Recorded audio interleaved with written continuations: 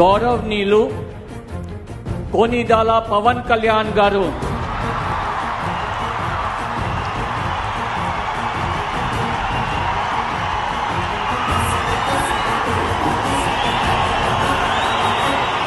నేను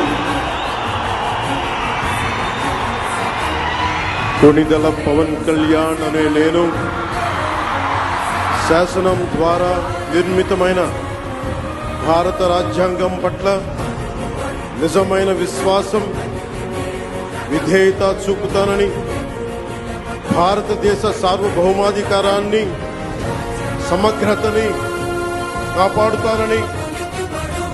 ఆంధ్రప్రదేశ్ రాష్ట్ర మంత్రిగా నా కర్తవ్యాలను శ్రద్ధతో అంతఃకరణ శుద్ధితో నిర్వహిస్తానని భయం గాని